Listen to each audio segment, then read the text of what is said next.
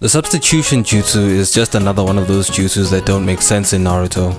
You see, the way that it's explained is that the user switches places with a nearby object.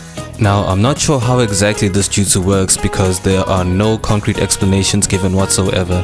We know that it's a jutsu that's derived from the body flicker technique, so it falls under the category of high-speed movement. The problem here is that it's neither a teleportation jutsu nor is it a space-time jutsu, and it still allows the user to switch with any nearby person, object or animal that they don't actually have on hand. Think of it like this. There's an incoming attack and the substitution requires perfect timing to be effective since you have to switch with the target object at the last second. Let's say that the target that you're substituting with is like maybe 5 meters away or so, and you use substitution. Remember, it's not space-time and it's not teleportation. So how does it actually work if you're using high-speed movement to switch places with the object? There are 4 ways that I can think of that this would work. So our first option is you either move so fast that you go to the target object, you pick it up and take it to your previous location before going back to your new location. Our second option, you head over to the substitute's location, you pick it up and you throw it to your previous location. And our third option here, you use your chakra to grab the substitute and pull it to your position as you move away. This is essentially using telekinesis, basically moving objects with your mind, but in this case you're using chakra. As you can see, none of these 3 options make sense. The first option requires that the user moves absurdly fast, and if you can move that fast, why would you bother switching with an object? As for the second one, throwing an object to your previous location is really dumb because that will give away your new location since the enemy would be able to see where you threw the substitute from. Now for the third option, this one is so absurd because of how fast you have to move yourself and the object.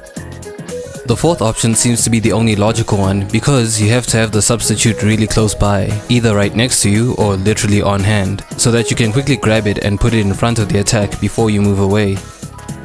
We actually see an example of this in the Land of Waves arc when Naruto throws a kunai at a bush and ends up killing a rabbit. So, we can conclude that the substitution was used by Zabuza with the rabbit that he had on hand. Now that we know the most sensible way in which this jutsu could work, we still need to address the other problems with this jutsu. Since substitution is derived from the body flicker, how can someone even perform the substitution jutsu if they haven't even learned how to use body flicker?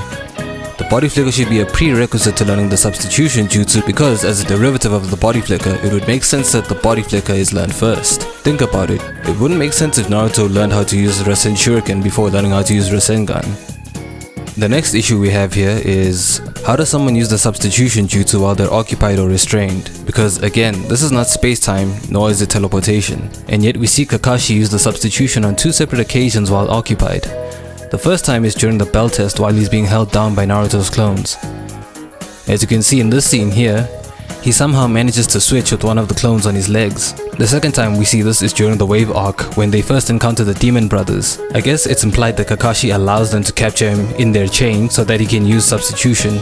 That shouldn't be possible and we get no explanation as to how he pulled that off. So where does the substitute come from if you don't have it on hand? Because we see Kakashi use a log when he uses the substitution.